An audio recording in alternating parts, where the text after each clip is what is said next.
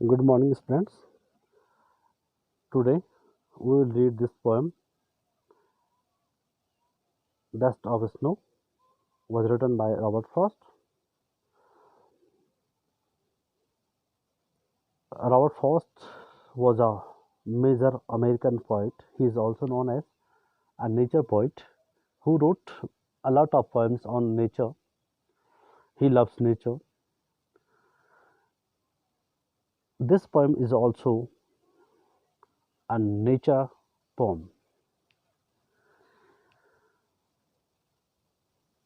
Robert Frost ने जितने भी पोम्स लिखे हैं उसके एक से ज़्यादा अर्थ हैं।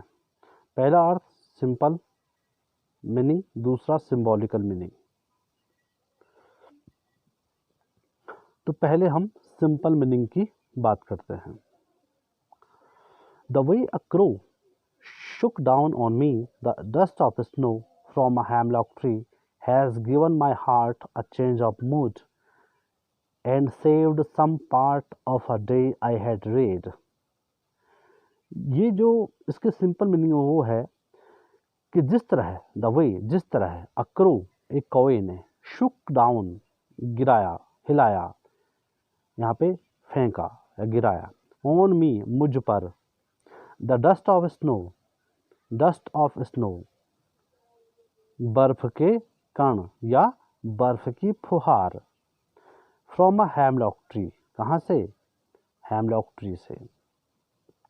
जिस तरह से कौवे ने हेमलॉक ट्री पर बैठकर उसे हिलाया और मुझ पर बर्फ की फुहार गिराई, इस एक्शन ने, कौवे के इस एक्शन ने और बर्फ के मुझ पर गिरने से मेरा दिल और मेरा जो मूड था, मेरी जो मनोदशा थी, मेरी जो मनोवृत्ति थी, वो परिवर्तित हो गई। अ चेंज, एक बदलाव आया, उसमें एक परिवर्तन आया।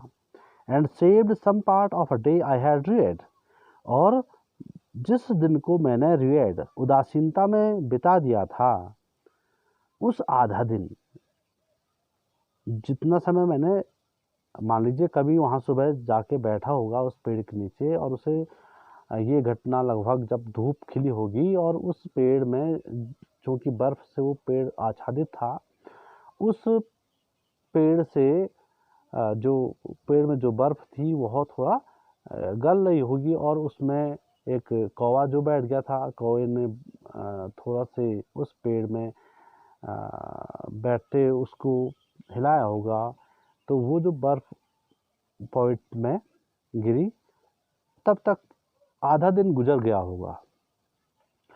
लेकिन इस बर्फ की फुहार ने कवि की मनोदशा पूर्ण रूप से बदल दी थी, क्योंकि पहले कवि क्या था, उदास था और उसने उदासी में अपने पल बिता दिए थे।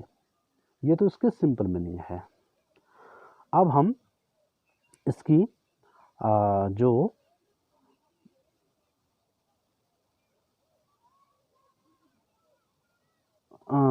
सिंबॉलिकल मीनिंग है उसकी बात करते हैं।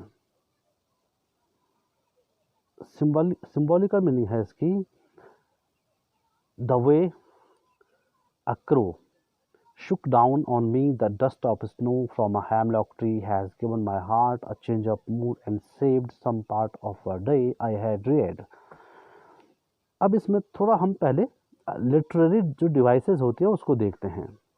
यहाँ पे क्रो है, यहाँ पे स्नो है, यहाँ पे मी है, यहाँ पे ट्री है। तो जो क्रो और स्नो जो है, ये जो है ना, ये क्या कर रहा है, राइमिंग बना रहा है, तो इसको हम ए नाम देंगे। और मी और ट्री राइमिंग बना रहा है, इसको हम बी देंगे। तो ए, पहली लाइन ए, दूसरी लाइन बी, तीसरी लाइन ए और चौथी लाइन बी। तो ये हो जाएगा ए बी ए बी, ये इसका राइमिंग हो जाएगा। उसी तरह से यहाँ भी देखें हम, आप इसको सी डी नाम दो या ए बी ही नाम दो, दोनों ठीक है। ये देखो आप, heart part A A, mood बीवी, और यूड, ये जो है ये क्या हो रहा है, ए बी, पूरी जो मीनिंग है वो किस पे है, ए बी पे है।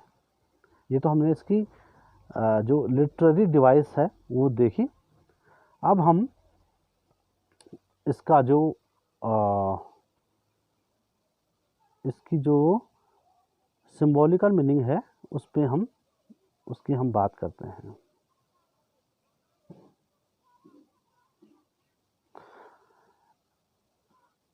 क्रो जो है ना वो एक अशुभ पक्षी माना जाता है, और जो हेमलॉक है वो क्या है, एक पॉइजनस ट्री है, एक जहरीला पेड़ है। लेकिन अच्छी बात यह है कि जो हेमलॉक ट्री है तो जहरीला, लेकिन उससे दवाइयाँ बनाई जाती हैं। कहने का अर्थ ये है, प्रवृत्ति तो उसकी क्या है, जहरीलेपन, उसमें जहरीला है, वो जहरीलापन है उसमें, लेकिन वो दवाई बनाने का काम में आता है। जो क्रो है वो अशुभ माना जाता है, लेकिन यहाँ तो इस पोम में अगर हम देखें तो उसने तो जो कवि था उसके उदासी भरे लम्हों को खुशनुमा लम्हों में बदल दिया। The way a crow shook down on me the dust of snow from a hemlock tree. Hemlock विषैले पेड़ से जिसमें कि बर्फ था, बर्फ भी अगर देखा जाए, बर्फ भी एक कोल्ड, बर्फ का जो सिंबॉलिकल मीनिंग है वो कोल्डनेस से है, ठंडापन, उदासीनता से है। लेकिन इसमें दो चीज़ें पॉजिटिव हैं, ये नेगेटिव हैं। क्रो भी नेगेटिव है और हेमलॉक ट्री भी नेगेटिव है।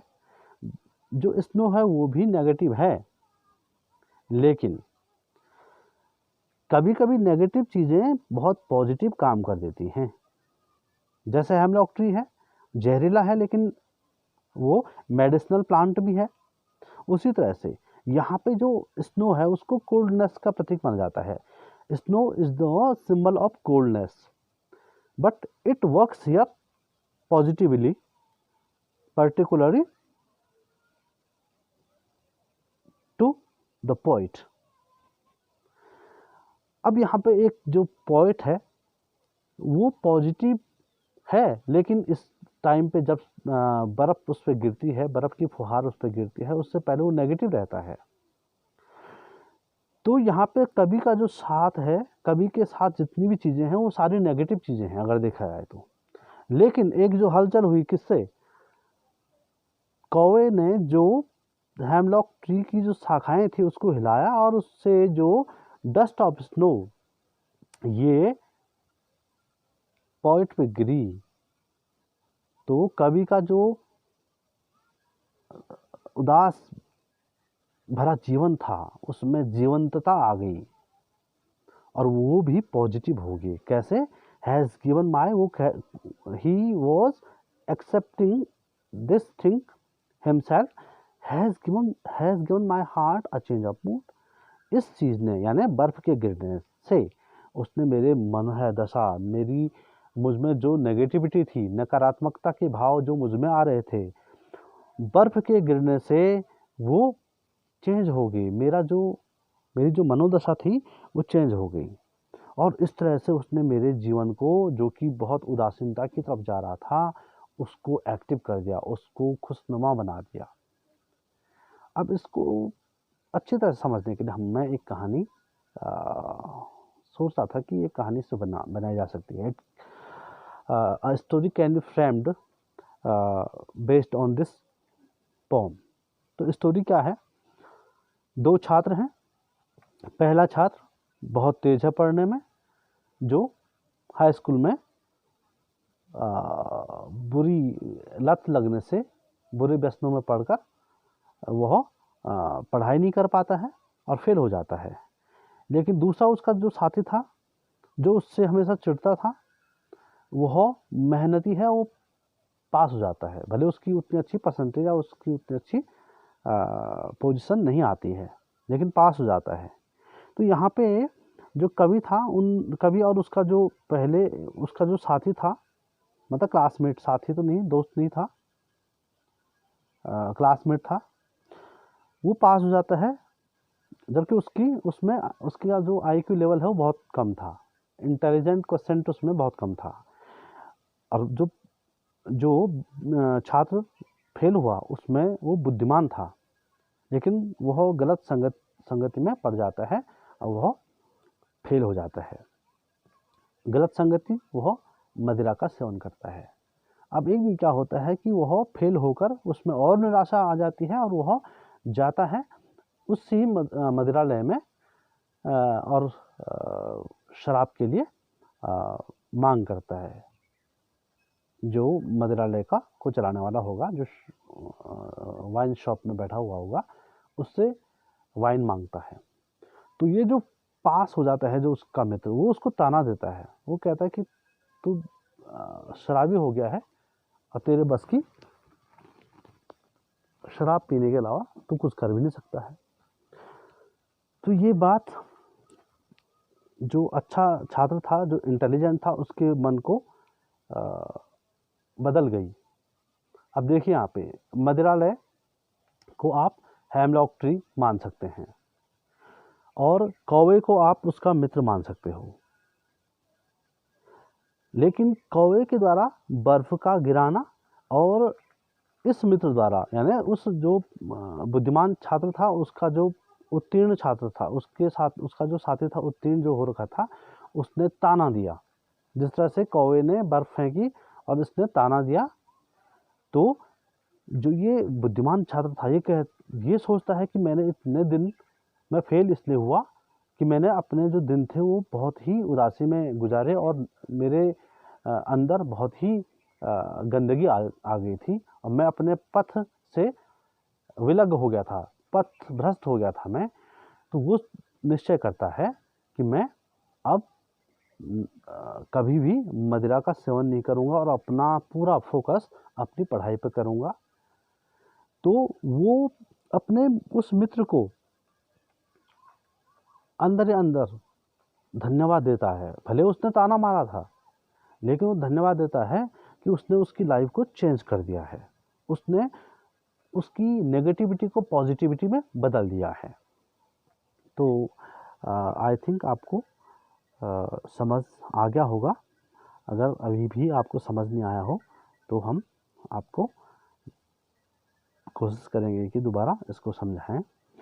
तो इसकी हमने लिटरेरी डिवाइस पे बात कर दी है, इसकी सिंपल मीनिंग भी बात कर दी है और इसकी सिंबॉलिकल मीनिंग पर भी बात कर दी है। आप इसके क्वेश्चन आंसर मैं आपको इसकी PDF भेज दूंगा। आप इसके क्वेश्चन आंसर वैसे भेज रखी मैंने, आपने नोट कर दी होगी। कल हम दूसरी पोएम को पढ़ेंगे।